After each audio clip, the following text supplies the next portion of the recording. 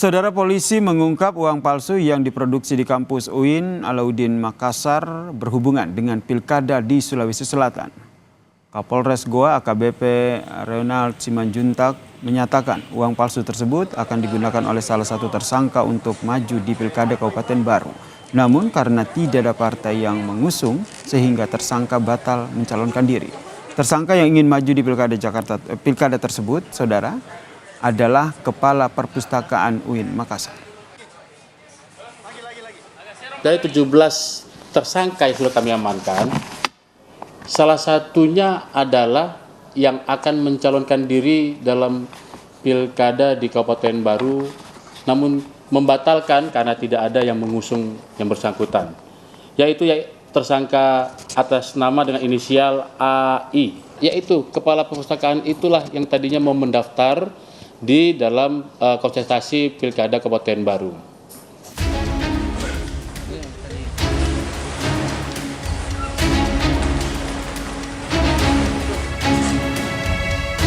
Tak hanya 17 tersangka produksi dan peredaran uang palsu di perpustakaan kampus UIN Alauddin Makassar, namun kini polisi juga tengah mengejar 3 tersangka yang berstatus DPO.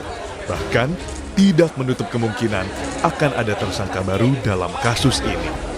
Dan masih ada 3 DPO yang akan kami lakukan pengejaran, dan kemungkinan masih ada pengembangan tersangka-tersangka lainnya dari perkara ini. Jadi mohon waktu, mohon doanya, mudah-mudahan bisa kami terangkan untuk bisa kami ungkap segamblang-gamblangnya sampai ke akar-akarnya dari perkara uang palsu tersebut. Dalam konferensi persnya, selain 17 tersangka, polisi juga menyita lebih dari 100 barang bukti dari sejumlah lokasi, berupa mesin pencetak uang palsu, alat menghitung uang, mesin kompresor, kertas, dan juga tinta. Hasil penyidikan, polisi menemukan bahwa proses pembuatan uang palsu didalangi oleh tersangka Andi Ibrahim yang merupakan Kepala Perpustakaan UIN Alauddin Makassar. Tersangka juga sempat berniat 2 kali maju dalam pilkada, namun gagal. Tersangka ini mengajukan proposal pendanaan pilkada di Baru, tapi alhamdulillah nggak jadi. Ya ini dalam rangka untuk jadi dana uang-uang yang dicetak ini akan dipakai untuk itu. Ya, ini dananya, tapi tidak jadi. Tidak ada partai yang menyalonkan.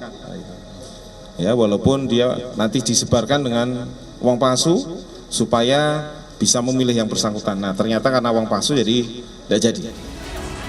Polisi mengungkapkan selain mata uang rupiah, tersangka juga mencetak mata uang asing Korea dan Vietnam, serta fotokopi surat berharga senilai ratusan triliun rupiah. Tersangka mulai tertarik dengan uang palsu pada 2010, dan Mei 2024, tersangka membeli mesin cetak dan kertas khusus untuk mencetak uang palsu. Namun kini, polisi sudah memastikan semua uang palsu yang diproduksi, ditarik dan tak beredar lagi di masyarakat. Tim Liputan, Kompas TV. Saudara, lalu bagaimana update penyidikan dari kasus ini? Kita tanyakan kepada jurnalis Kompas TV, Gufron Lamataha. Selamat malam, Gufron. Ini masih ada 3 DPO, lalu seperti apa update pengejaran dari 3 DPO ini?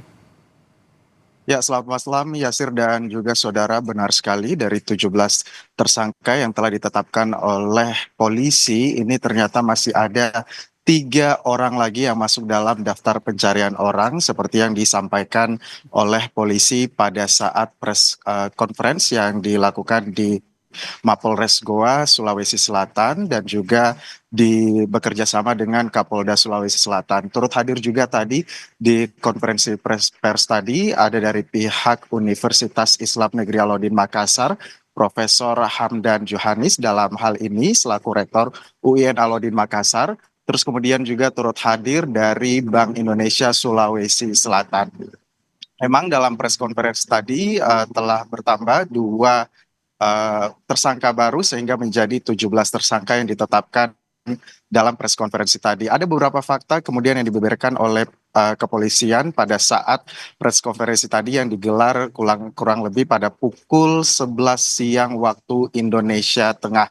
Di antaranya ialah saudara, ternyata TKP pada saat pencetakan uang ini tidak hanya di kampus Universitas Islam Negeri Alauddin Makassar, tepatnya di Perpustakaan Pusat Syekh Yusuf UIN Alauddin Makassar saja, namun sebelumnya percetakan uang ini dilakukan di rumah salah satu tersangka di Jalan Sunu, Kota Makassar.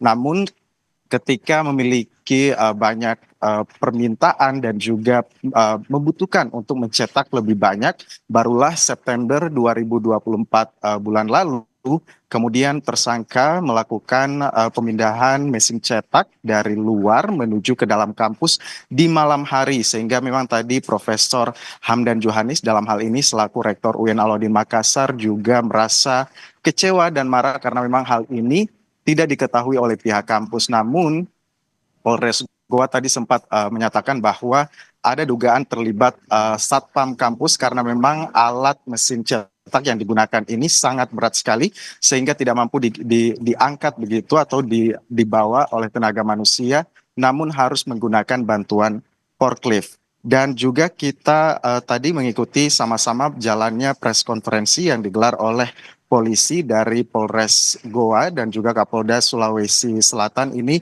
membeberkan beberapa fakta berikutnya, diantaranya tinta dan kertas yang digunakan ini memang diimpor atau dibeli dari luar negeri, Saudara Yasir dan juga Saudara, yaitu dari Cina, sehingga memang ini membutuhkan kertas khusus dan juga tinta khusus untuk bisa mencetak uang 100.000 dengan emisi terbaru. Selain itu juga Saudara ditemukan beberapa barang bukti yang juga masuk dalam yang disita oleh pihak kepolisian untuk nanti sama-sama digunakan sebagai barang bukti dalam penyidikan lanjutan, termasuk mencari tahu lebih lanjut terkait dengan DPO 3 orang yang disebutkan oleh polisi. Kembali ke Anda, Yasir.